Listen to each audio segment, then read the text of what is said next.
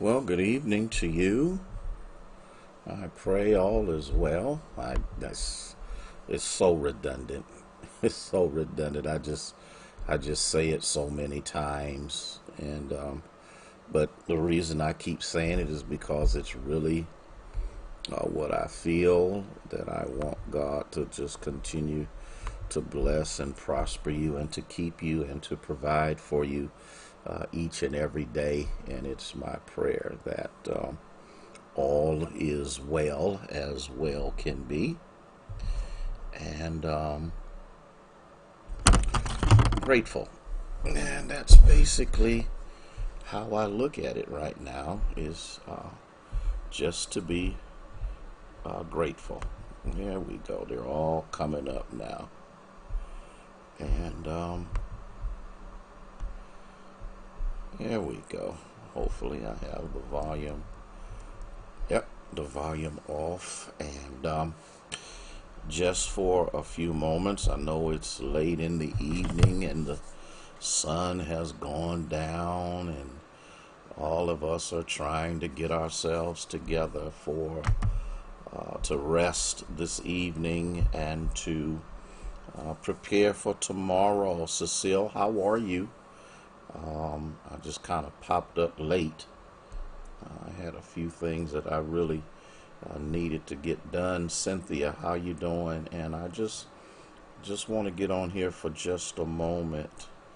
I won't be long. You know, I do these little pop-ups as quick as I can and get them out of the way and keep moving on. Hey Debbie, how are you? I pray all is as well as all can be. Um, Excited about Barbara. How are you? Larry, good to see you this evening. Jaleesa, I see you coming on board. Ayana, how's mom doing? Um, I pray she texted me and told me what the nurses, hey Laverne, said about the machine. And I pray that she is doing what she should do, no matter what it feels like. And my prayer is that the machine is helping her tremendously because I know what it did for me. And they have one. Okay, Cecile, did anybody ask you? Did I'm praying for you. You always want to rub it in, okay? 85 degrees, isn't that nice? Um, and I just want to make sure that she's doing good, and Myrna, and that she's coming along well. Thea, how are you this evening?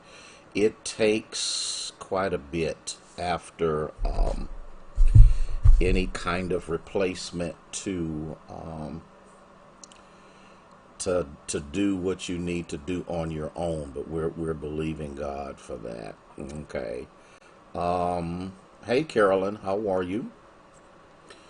Good to see all of you this evening as you're coming on board. And again, I'm not gonna keep you very long. I'm stuck on Joshua chapter 1 verse 8. As a matter of fact, I'm going to preach about that tomorrow. It is such a powerful verse as we are in day 16 of our fast. And I pray that God is keeping you and God is providing for you every step of the way. A couple of things that I want us to also lift in prayer are our cities. Um, our cities are becoming battlegrounds again.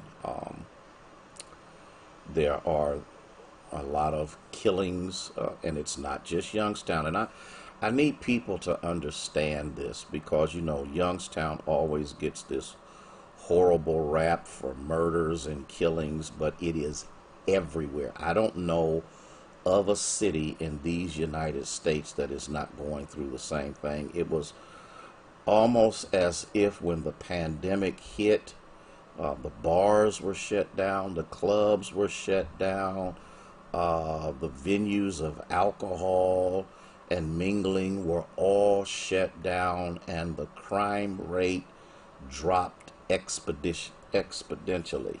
It dropped to an unbelievable low, Gina, and as soon as these establishments open back up again, it was, hey, Christine, how are you? It's as if the lid has come off of demonic activity and back at it again. So I need people to understand that this is not something that is isolated.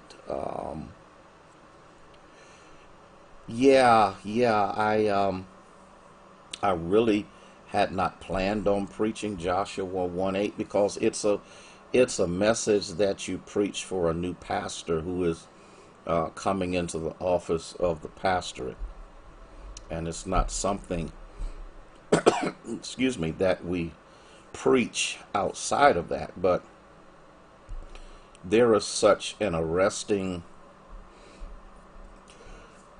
excuse me, it's getting close to my bedtime when you get older.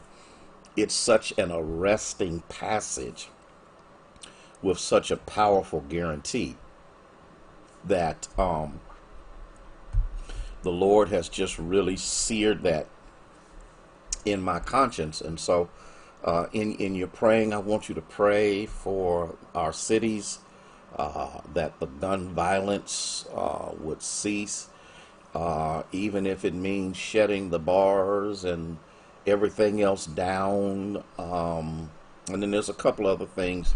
Let me put my leg up here and get a little more comfortable. There's a couple other things that I really want to deal with. Hey, Pastor Pounds, how are you? I need to deal with a few things for just a moment, and then I'm going to let you go. I want to deal with the fact that our cities need prayer. And I'm glad Pastor came on because he has been leading the charge in the city of Akron over the level of violence that has been taking place in Akron. He has had marches and moments where he's kind of become not the most popular person due to the fact that he's just dealing with what he's dealing with, and I commend him for that, because it requires someone not just with a backbone but with a conviction. Pastor Lane, how are you this evening? To stand up against those things which are destroying us as a people. And so what we've got to come to terms with, and I think this is something that God is just doing through the pandemic and pushing us out of our churches and making us get outside and making us go and deal with a new paradigm, is that the church has isolated itself and insulated itself so much from the community that God says, I'm just going to force you out. I'm going to place you in a position, hey Denise, whereby you are going to have to address, have to reach out, have to impact people that normally would never come through your doors, normally would never be a part of your ministry. And I see this all the time. Just this past Sunday when we were outside, we have a group of bike riders every Sunday. They ride by, and as they ride by, Davida, they hear a word, and this is important. Our YSU students hear a word. Goalie, there's so much happening, and I'm grateful to God for what God is doing in the lives of those who are willing to step out of their comfort zones, Carletta, and put not just their word on the line, but their lives on the line as well. And I think this is important because our predecessors understood oppression. Our predecessors understood what it took to liberate a people, and for whatever reason, we have now fallen back into complacency. And so this is the reason why we are fasting for the 40 days. Again, this is day 16. I didn't ask you what you were to give. I did not give any instructions for you to give up. You gave up whatever the Lord led you to give up, and we're watching things happen. And I need us to go back in prayer again. There was a group of us that prayed, and the president changed his mind on the stimulus, and then boom, he goes back into the same idiotic ridiculousness. But I need us to know that there is power in prayer. Jesus was clear when the father brought the demonic possessed son to Jesus, and he tried to drown himself and burn himself and kill himself, and he brought him to the disciples, and the disciples couldn't do anything with him. And when Jesus comes down and he deals with the issue, because the disciples, because they had had too much success. And I think that's something that many times we have to deal with. And I've said this on many occasions before, that too much success can be dangerous. Because sometimes the more successful you become, the less confident you are in Christ, and you become more confident in your own skill sets. And so when Jesus comes down, he delivers him, and privately they come to Jesus and they say, well, why couldn't we do this? And he said, this kind can only come forth except through fasting and prayer. And so I don't care what he did. I don't care how he changed his mind. I want you to go back again. Let's seek the Lord before we leave out of here. We're going to call on the name of the Lord again, because there are so many people who need that money. There are so many people who are desperate. There are so many people, even though there's a moratorium on evictions, what people don't understand is when that moratorium is lifted, whatever back rent is due is expected to be paid. These people need help. And they don't need hype. They don't need political rhetoric. They need the money that they have given in taxes to come back their way, in order that they can survive. We're not even talking about thriving. We're talking about bare minimal survival. Some of these have children who are hungry. Some of these are in apartment buildings that don't have appropriate heat. We're going into the winter time. And the people of God have to look out for. We must become our brother's keeper, Minister Sarah. And so this is what we've got to see. This is what we've got to understand.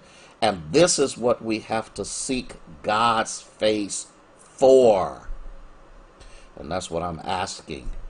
Yes, it's too much selfishness. We only think about ourselves. We only think about our own comfort.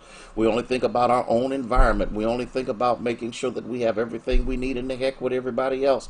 That is not how God saved us to be. If that's the case, we might as well go on back to what we used to be. We had more compassion when we was drinking and getting high. And so all I'm saying is I just need you to think about this. I need you to pray about this. I need you to seek God's face about this. We don't have until the election. We need help now. We need God to move now. We need God to move on the hardest heart since Pharaoh. I wish I had somebody that understood what I was saying. The heart of this man is just, and I don't want to say it, Thea, but if you understand the historicity of what is taking place here, if you do a parallel between what's going on in the White House and you look at Pharaoh, it took one thing to get his attention. That's all I'm going to say. It took one thing. Because out of all of the things that Moses did, he didn't believe it, even though the God of Moses was greater in demonstration than the gods of the Egyptians. It was only one thing that got his attention. And then, and you can see the parallel with the election, and then after they were set free, he pursued after them. So, and I'm not saying anything about anything. I'm not pronouncing any death sentences on anybody. That is not what I'm doing. I'm just wanting you to look at the parallel of heartlessness that exists right now. Because you know what? If you've always had, even at the expense of other people, you could care less about other people. So that's why we're fasting. It started out in partnering with Bishop Clark. It started out just dealing with the elections, and then when the verdict came down in Kentucky and all of the other craziness that's going on, the racial injustice that's peaking, and now the governor of Michigan was threatened. Her life threatened. If she'd have came to the door, they were gonna shoot her. They were gonna blow up the bridge that would not have allowed the emergency vehicles to get there and kidnap her. And it's sanctioned by the highest office in the land.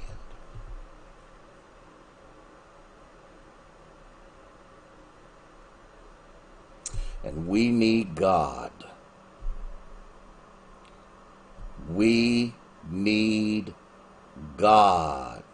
Maggie, we need God to supernaturally intervene. We are not millionaires and billionaires. We are not politically influential. We don't have relationships with people in positions of power, but we have a powerful God. So, I wanted to share that with you. Joshua 1:8. If you recite it, if you repeat it, if it's a part of your lifestyle, then everything you do will be success. As a matter of fact, earlier part of that chapter, God tells Joshua that every place his feet trod will belong to him, will belong to the people of God. So I wanted to say that. I wanted to share that. I wanted to give us something. We'll be out in the parking lot on Sunday. We will be out. It's not going to rain until a little bit later in the late afternoon, evening, Robin. And so we're going to move forward and be outside and give God glory. Let me share this again.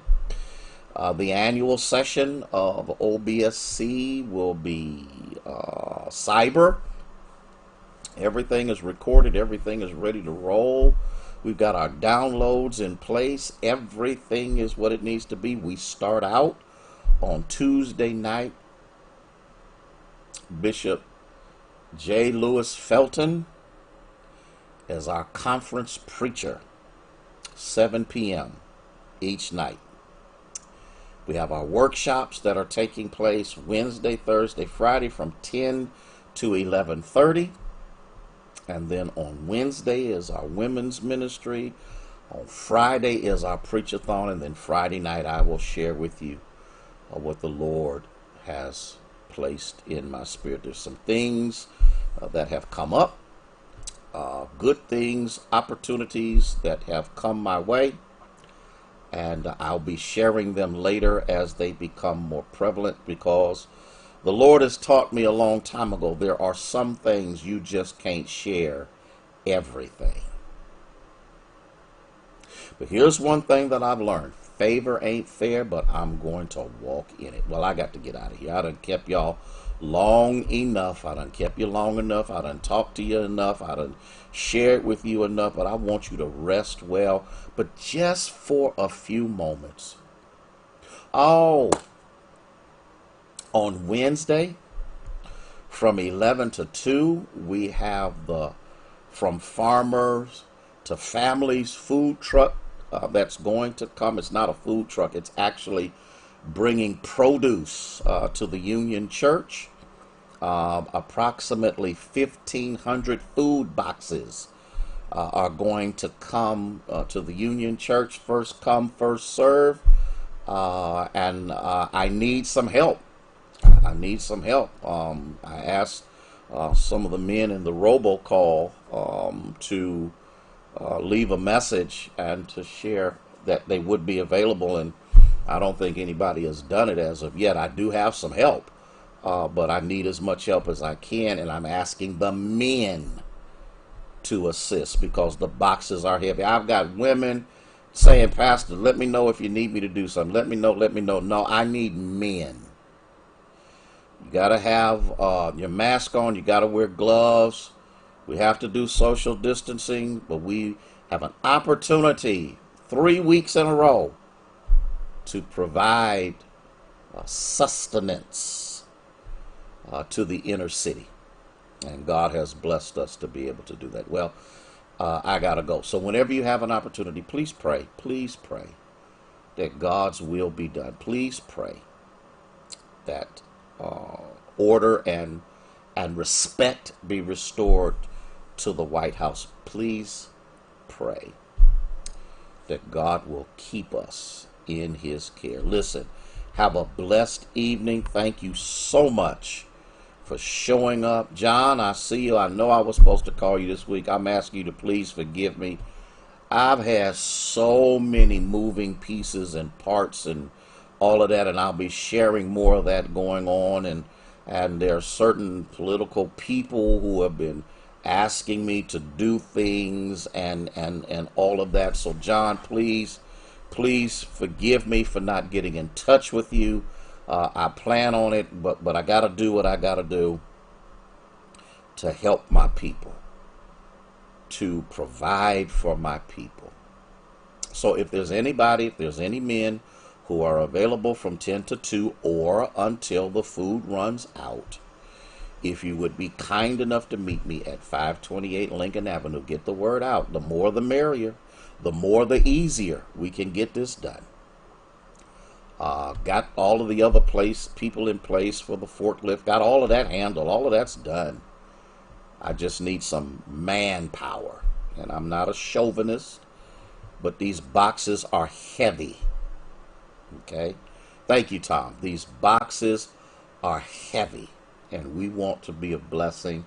And as I had in our Black Men's March and our All Men's March, we must step up to the forefront and let our women see that as men, we know how to lead in Jesus Christ. Well, I done said more than what I needed to say. I got to get out of here, okay? But have a good evening in the Lord. Looking forward to seeing you in the morning.